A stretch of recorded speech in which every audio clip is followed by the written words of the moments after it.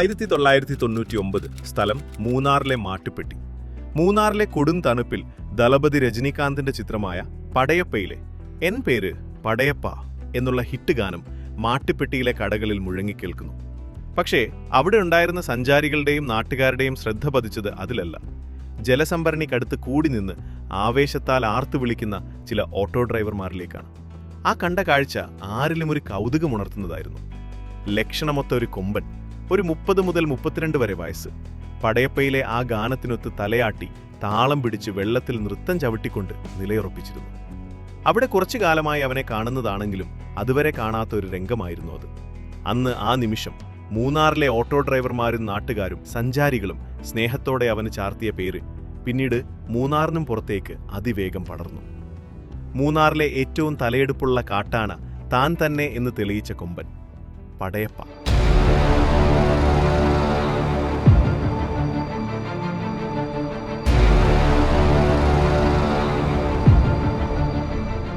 സ്നേഹത്തിനും സൗഹൃദത്തിലും പടയപ്പ മാട്ടുപ്പെട്ടിക്കാർക്ക് പ്രിയങ്കരനായി മാറി. കാടിറങ്ങി പുഴയിൽ മുങ്ങി നാട്ടുകാർ നൽകുന്ന ഭക്ഷണമൊക്കെ കഴിച്ച് എല്ലാവർക്കും സലാം വച്ച് അവൻ കാട്ടിലേക്ക് തന്നെ മടങ്ങും. മൂന്നാർ മറയൂർ റൂട്ടിലെ തലയാർ മുതൽ മാട്ടുപ്പെട്ടി വരെയുള്ള പ്രദേശമാണ് പടയപ്പയുടെ അധികാരപരിധി. ഈ മേഖലയിൽ ഇടയ്ക്കിടെ നാടു ചുറ്റാനിറങ്ങുന്ന ഇവന്റെ തലയെടുപ്പും ഗാംഭീര്യവുമാണ് മറ്റ് കാട്ടാനകളിൽ നിന്ന് വേറിട്ട് നിർത്തുന്നത്.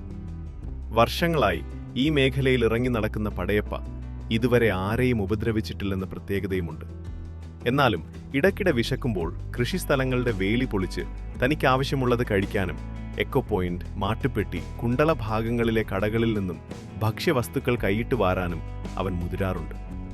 അവൻ ആവശ്യമുള്ളത് കഴിച്ചിട്ട് എന്റെ അധികാരപരിധിയിലുള്ളത് എനിക്കും കൂടി അവകാശപ്പെട്ടത് എന്ന ഭാവത്തിൽ ആൾനാശവും ജീവനാശവും വരുത്താതെ അവൻ കാടിന്റെ പച്ചപ്പിലേക്ക് മറയുകയും ചെയ്യുന്നു. തങ്ങളിൽ ഒരാളായി അവനെ കാണുന്ന നാട്ടുകാർക്ക് അവനെതിരെ ആരോടും പരാതി പറയാറുമില്ല. മൂന്നാറിൽ രാജമല പ്രദേശത്താണ് പടയപ്പയെ കൂടുതലും കാണാനാകുക. റോഡരികിലെ കടകളൊക്കെ അടച്ച് ആളൊഴിഞ്ഞ ശേഷമാണ് പടയപ്പ തന്റെ ദിവസേനയുള്ള നൈറ്റ് വിസിറ്റിംഗിനിറങ്ങുക. തന്നെ സ്നേഹിക്കുന്ന നാട്ടുകാരെ ആശങ്കയിലാഴ്ത്തി പടയപ്പ ഇടയ്ക്കിടെ മുങ്ങാറുണ്ട്. കാട് 6 മാസം, നാട് 6 മാസം എന്ന പോളിസിയാണ് മൂപ്പർക്ക്. ഒരിക്കൽ കാട് കയറിയ പടയപ്പ 1 വർഷത്തിന് ശേഷം ഒരു തിരുവോണ നാളിൽ വീണ്ടും തിരികെ എത്തി. അന്നവൻ തനിയായിരുന്നില്ല. തന്റെ പ്രേമഭാജനമായ ഒരു പിടിയാന സുന്ദരി കൂടി പടയപ്പക്കൊപ്പം കാടിറങ്ങി വന്നിരുന്നു. നാട്ടിലെ തന്റെ സാമ്രാജ്യവും തന്റെ നിലയും വിലയും അവൾക്ക് കാണിച്ചു കൊടുക്കാൻ അവൻ അവളെ നാട്ടിലേക്ക് എത്തിച്ചതാകാം. ഫോറസ്റ്റ് ഉദ്യോഗസ്ഥരുടെ അഭിപ്രായപ്രകാരം വനത്തിന്റെ ആ ഭാഗത്തുള്ള 13 പിടിയാനകളും ഒരുപോലെ പ്രേമിക്കുന്ന ഒരു കാമദേവനാണ് നമ്മുടെ പടയപ്പ.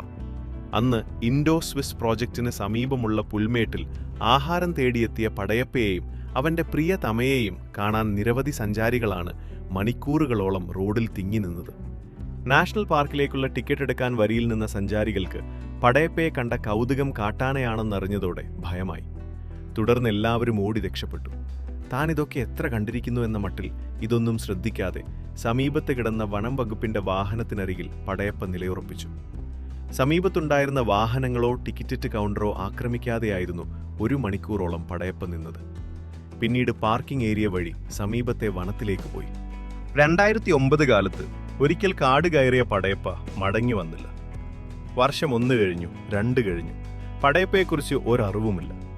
പടയപ്പയെ കാണാതായ വിവരം പ്രദേശത്ത് ചർച്ചാ വിഷയവുമായി.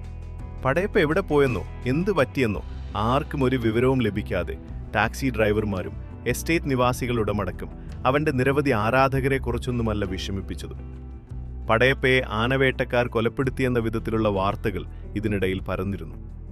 പടയപ്പയെക്കുറിച്ച് കൂടുതൽ അഭ്യൂഹങ്ങൾ പടക്കുന്നതിനിടെ 5 വർഷത്തെ നീണ്ട ഇടവേളയ്ക്ക് ശേഷം അവൻ നാട്ടിലെ തന്റെ സാമ്രാജ്യത്തിലേക്ക് തിരികെ എത്തി.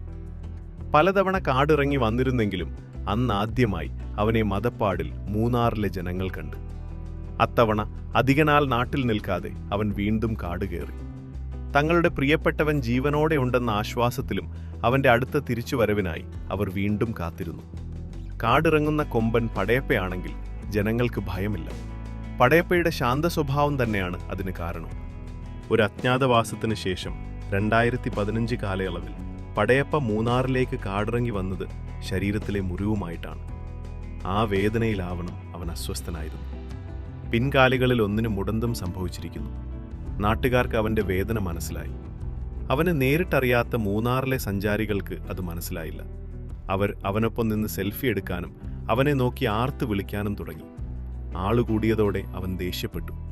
ആളുകളെ ഒന്ന് വിരട്ടി സമീപത്തെ തട്ടുകടയൊക്കെ തകർത്ത് അവൻ രോഷം വ്യക്തമാക്കി.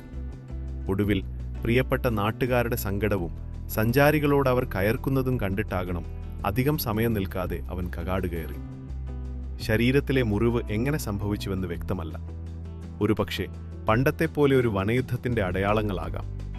പണ്ടൊരിക്കൽ എക്കോ പോയിന്റിന് മറുകരയിൽ യൂക്കാലിപ്റ്റസ് കാടുകളിൽ ഒരു കൊമ്പനുമായി ഒരു ഭയങ്കര സംഘട്ടനം നടന്നിരുന്നതും അന്ന് പടയപ്പ ആ കൊമ്പനെ കുത്തി വീഴ്ത്തിയതും ഒരു റിട്ടയർഡ് ഫോറസ്റ്റ് ഉദ്യോഗസ്ഥന്റെ അനുഭവങ്ങളിൽ നിന്ന് പറഞ്ഞു കേട്ടിരുന്നു.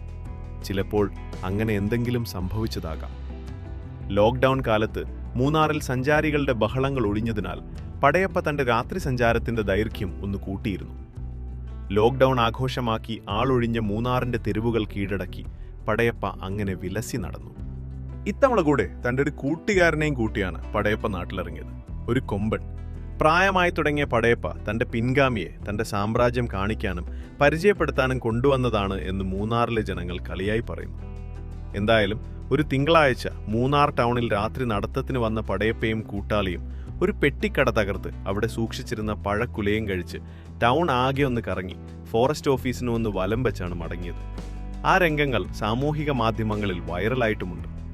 ഭക്ഷണത്തിനായി കാടിറങ്ങുമെങ്കിലും ഇതുവരെയും പടയപ്പ ആരെയും ഉപദ്രവിച്ചിട്ടില്ലെന്നാണ് നാട്ടുകാരുടെ പക്ഷം. ഒരിടയ്ക്ക് മാട്ടുപ്പെട്ടി പരിസരത്ത് പടയപ്പ എത്തി. ആനയെ കണ്ട വിനോദസഞ്ചാരികൾ നാലുപാട് മൂടി. അതിനൊരമ്മ ആനയെ കണ്ട് പേടിച്ച് ഓടുന്നതിന്റെ ഇടയ്ക്ക് കുഞ്ഞിന്റെ കൈവിട്ടുപോയി.